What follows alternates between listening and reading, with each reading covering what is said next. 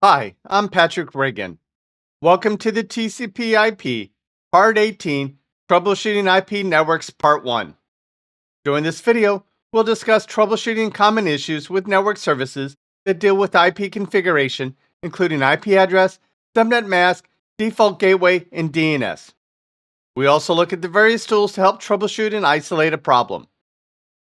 If you like this video, click the like button, and if you have not already, subscribe to the Pat Has Your Back channel. While networks can be simple or complex, there are several tools that are invaluable when troubleshooting network connectivity problems. No matter how complex the network is, you should always follow a troubleshooting methodology which will help you quickly isolate and pinpoint the problem. You don't seem to be connected to the network where you cannot visit any sites or access any network resources. You should make sure you're connected to the network. For a wired network, make sure the network interface is installed properly and a cable is connected to the computer that leads to the switch. The cable may go to the wall jack, which leads to a wiring room or data center that is then connected to a switch. A blinking LED light on the network interface in the switch will show the network traffic. The link LEDs fail to light, it means the physical connection is inaccessible to the network, which is either network interface on the computer or the network itself. Check the interfacing cables, including swapping each of them if possible. Do not see the network interface to show in the operating system, make sure the proper driver is loaded. You should then swap out the cable and network interface if possible. Remember, the network interface is part of the motherboard. You should check to see if the interface is enabled in the BIOS setup program. Ensure the switch port is enabled and is in the correct VLAN. For a wireless network, you need to ensure that you are connected to a wireless network. If not, make sure you're using the correct connection type, SSID, and network passkey. You may also need to check for interference. To view your network connections using Windows settings, you can show that you're connected to the internet. If you click Properties, you can view the IP settings in Properties. If you click the Edit button, you can modify the IP configuration settings. To view your network connections, you can open the network connections under the Network and Sharing Center in the Control Panel and click Network Connections. Here, it shows if you're connected to IP version 4 or IP version 6, the duration of the interface has been up, and the speed of the link. If you click Details, you can get a breakdown of your IP configuration. If you click the Properties button, you can configure the IP configuration settings and double-click Internet Protocol version 4. For a host to communicate on the network, it typically needs an IP address that is a unique logical address assigned to the host, a subnet mask that specifies which bits of the IP address is network bits and which bits are host bits, a default gateway, which is the IP address of the nearest router, which allows communications with other networks, and DNS server, which is the IP address of DNS servers, which will provide name resolution to IP address. The ipconfig command displays all current TCP/IP network configuration values. Used without parameters, ipconfig displays the IP address, subnet mask, and default gateway for all adapters. When you execute ipconfig/all, it displays the full TCP/IP configuration for all adapters, including hostname, DNS servers, and the physical MAC address. It will also show you if the computer has been configured with DHCP and the address of the DHCP server. If you're using DHCP servers to assign addresses, ipconfig/renew will renew the DHCP configuration from the DHCP server. This parameter is available only on computers with adapters that are configured to obtain an IP address automatically. You can also use ipconfig/release to release the DHCP address and lease from the network adapter. If the IP address is invalid, communications might fail as it might think it's on a different subnet or there is an IP conflict. If the subnet mask is incorrect, you might have problems communicating with local or remote hosts as it will have problems determining if the packets need to be sent locally or via router to remote subnets. If the default gateway is invalid, you'll have problems communicating with remote hosts, but you can still communicate with local hosts since the packets cannot leave your local subnet via your local router. If the DNS server is incorrect or missing, the computer might not be able to resolve names and communications might fail. To clear the DNS cache, execute the following command: ipconfig/flush DNS. This comes in handy when the address of a computer is changed and the client still has cached the old address and you don't want to wait for the time to live for the DNS entry to expire. After this command is executed, it will grab the new DNS entry the next time you access the server or resource. For Windows, to see the device's routing table, you would use the route print command.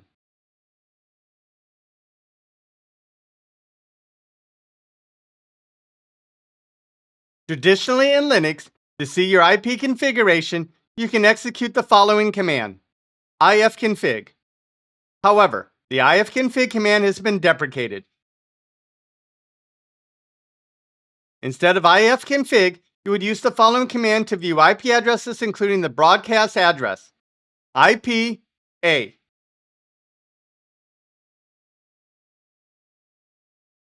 To see the default gateway, you would execute one of the following commands: iproute or netstat-r-n. To see the routing table, you would execute the following command: iproute-n. The capital G represents the gateway.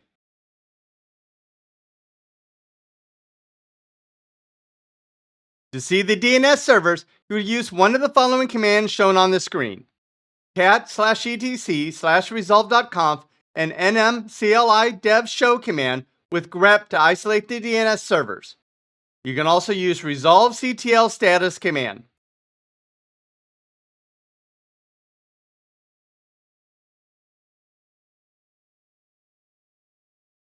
The ping command verifies IP-level connectivity to another TCP/IP computer or host by sending Internet Control Message Protocol or ICMP echo request messages.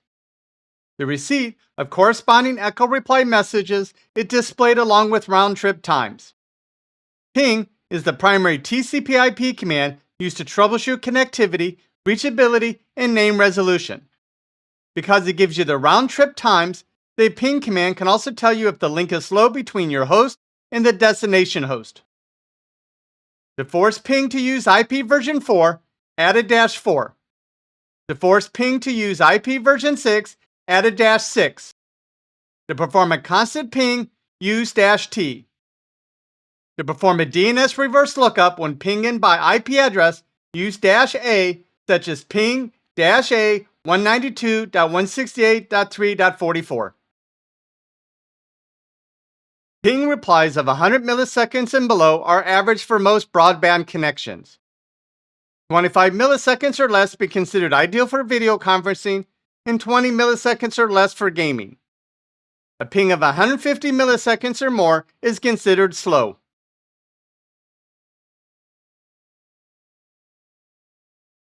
Since ICMP packets can be used in denial of service or DOS attacks and to help prevent network reconnaissance, many sites will use firewalls to block ICMP packets.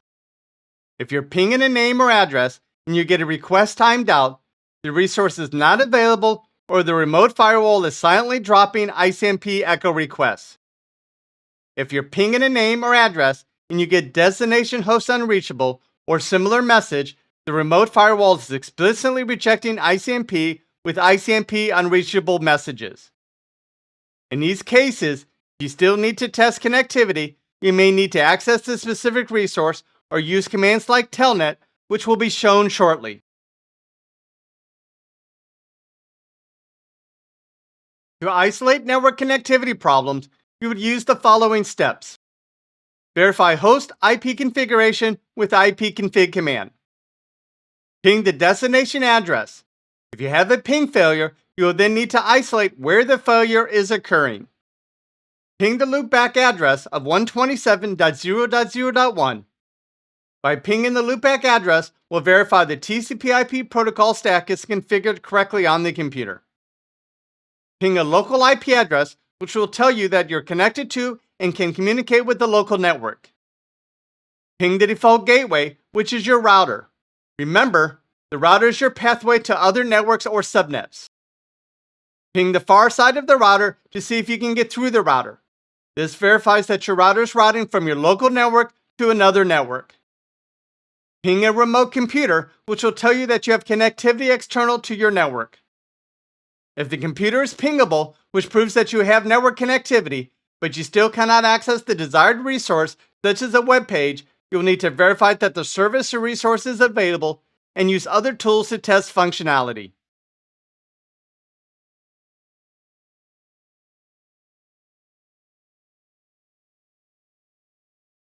You can use the traceroute commands and path ping to show all of the hops or routers to the resource or server. Windows use traceRT, while Linux and Apple OS will use traceroute. If you get request timeouts when using traceroute or path ping, firewalls are blocking to drop in ICMP packets for that hop.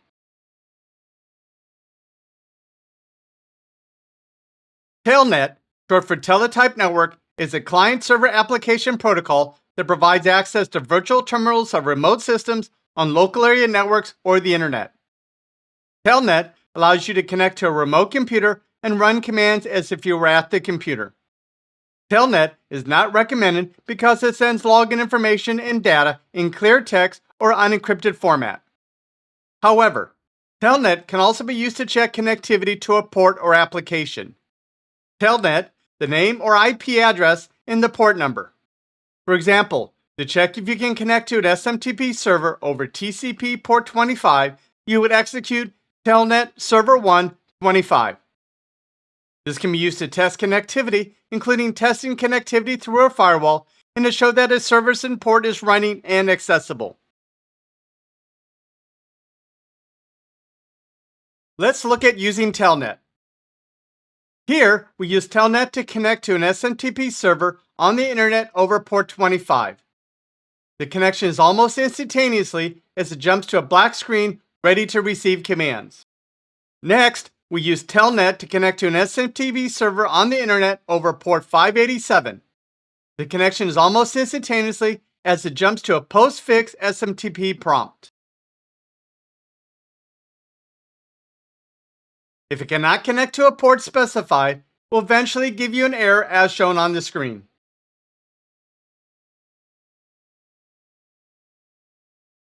Because we often use names instead of addresses, you might need to verify that you have the correct name resolution when specifying a name.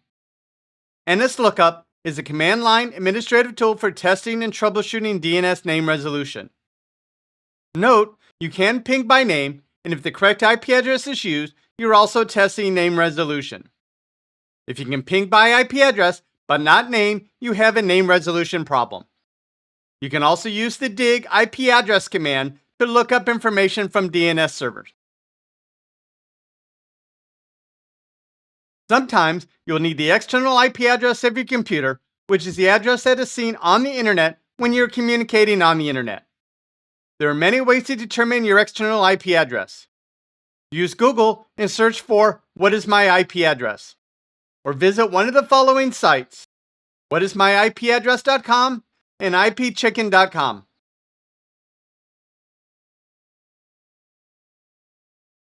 Question: you're troubleshooting a laptop and you can ping a computer by IP address, but not ping the UNC name. What is the problem?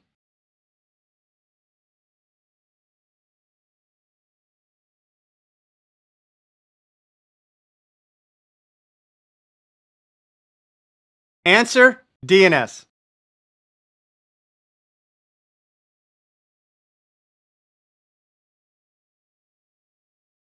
Question: in Windows, what command is used to view the IP configuration of the computer?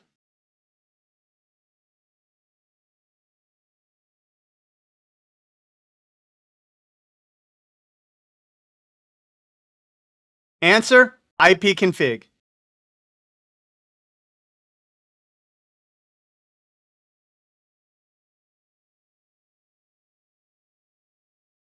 Question. In Windows, what command is used to test connectivity to a host?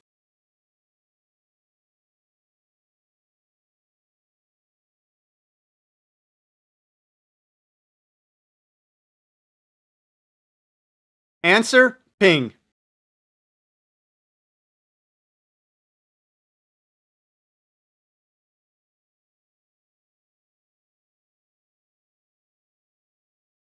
Question. You change the IP address of a server. However, the user, when accessing a file share on the server, is still pointing to the wrong address. What should you do?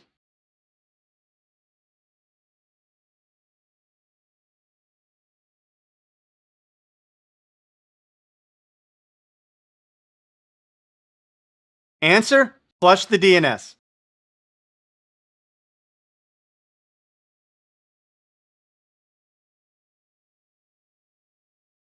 Question. User on the Soho network is unable to watch low-resolution online videos. The user can connect to the video, but the video fails to run. You run the ipconfig command, and you find that the system has the following setup shown on the screen. You use another computer using the user's network cable, and you test the internet speed for the Soho network, and your measurements are shown on the screen. You ping the site, and you get between 28 and 30 milliseconds response. Which of the following is most likely the cause of the issue?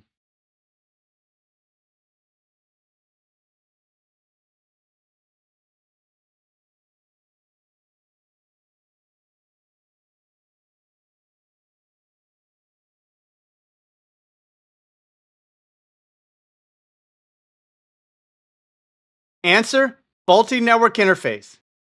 Cable works elsewhere, and you know the IP configuration is good because you can do a speed test over the internet. And if the NIC is damaged or degrading, it may allow basic connections but not support sustained throughput.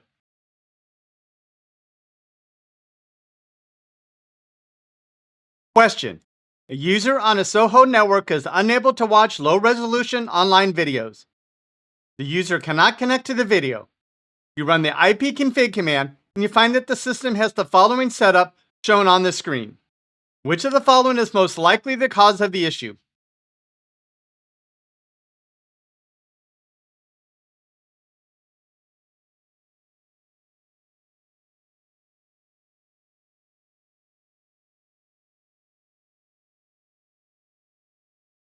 Answer, incorrect gateway.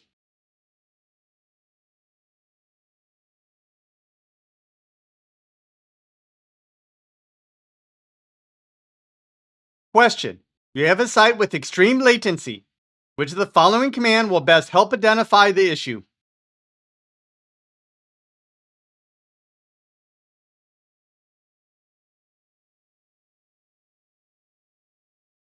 Answer, traceroute.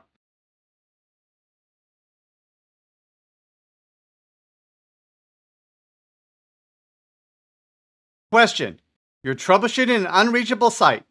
You first use the ping command, which shows the site is unreachable. Which of the following tools should you use next?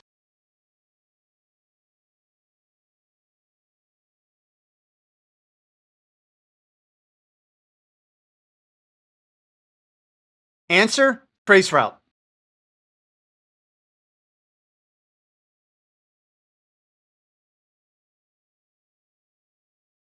Question.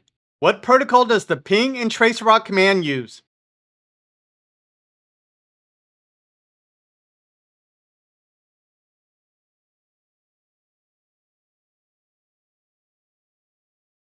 Answer, ICMP.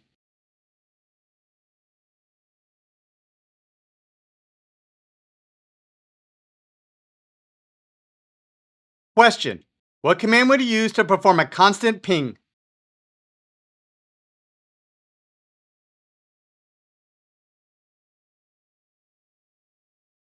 Answer, ping-t.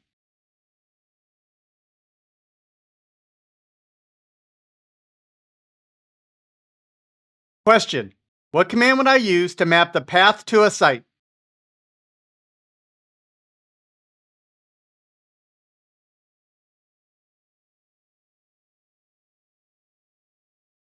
Answer, traceroute.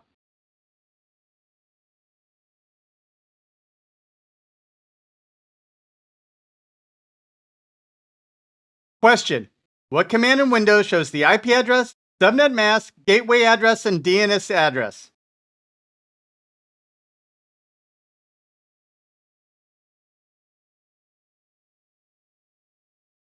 Answer: ipconfig/all.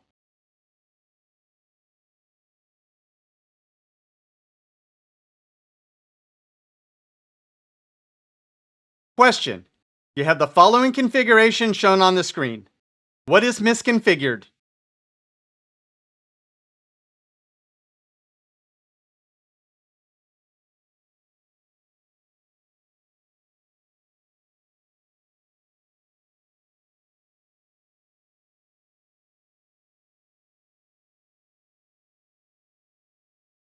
Answer: subnet mask.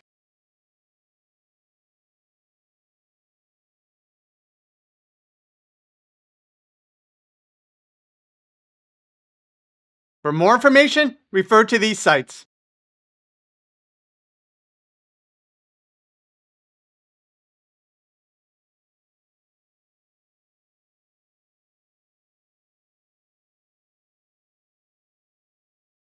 In summary, no matter how complex the network is, you should always follow a troubleshooting methodology which will help you quickly isolate and pinpoint the problem. You don't seem to be connected to the network, where you cannot visit any sites or access any network resources. You should make sure you are connected to the network. The ipconfig command displays all current TCP/IP network configuration values. The ping command verifies IP level connectivity to another TCP/IP computer by sending Internet Control Message Protocol, or ICMP, echo request messages. nslookup is a command line administrative tool for testing and troubleshooting DNS name resolution. Thank you for watching this video. The next video will be TCP/IP Part 19, IP Troubleshooting Part 2. If you like this video, click the like button, and if you have not already, subscribe to the Pat Has Your Back channel. Thank you.